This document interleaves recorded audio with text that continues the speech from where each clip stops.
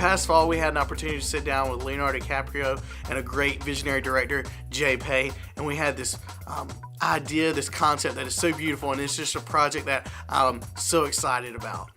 So the reason I called was we're doing this series called At the Movies. It's Sundays from 5 to The inspiration for this film was stemmed from my early childhood years.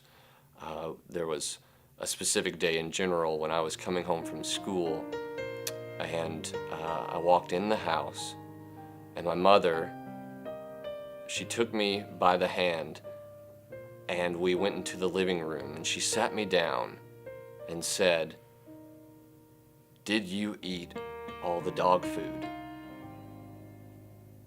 And of course, I didn't. Not that day. I have before, but not that day. And that generally was the inspiration for this film. Leonardo DiCaprio is the man, and he stayed in character the whole time.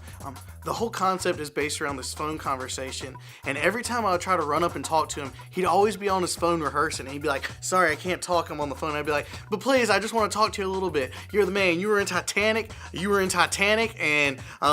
you died at the end of Titanic, but you're alive now, so that's awesome.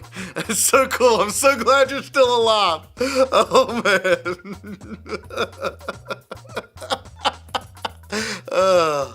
I think it was very brave of the studio to actually finance something like this, but it's a testament to director's imagination and his track record with pulling off multi-dimensional narratives like this and being able to convey them to an audience that is extremely emotionally accessible and takes them to different, areas of the imagination.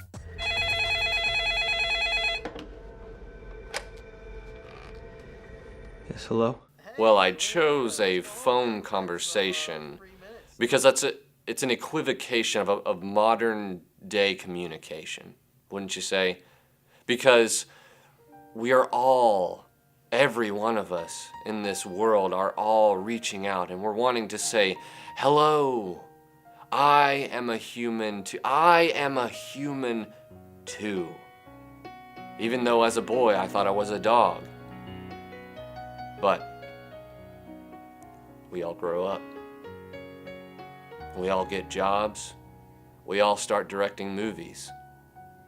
Maybe not Hollywood movies, but life movies. Well, yeah, it was a very ambitious idea of his to do this movie, and a lot of times I think with visionary directors, and you have to sort of unlock the Rubik's Cube of what they were trying to convey on screen, because these things are so entrapped in their mind that even a screenplay can't sort of convey what the film ultimately was like. Me and Leonardo built this so strong friendship throughout working on this project. He might not always wanted the friendship, and some people may have even said it was borderline stalking, but it's not like I was keeping him awake at night because I was knocking on his window outside or something, like some TMZ reports have suggested. Truth is, I'm sleeping great. Oh, behind the scenes, there are so many pranks, there are so many great things that went on, and one of the things that happened is I went to answer the phone one time, and somebody put a banana in there, and I said, "Hello, this is a banana.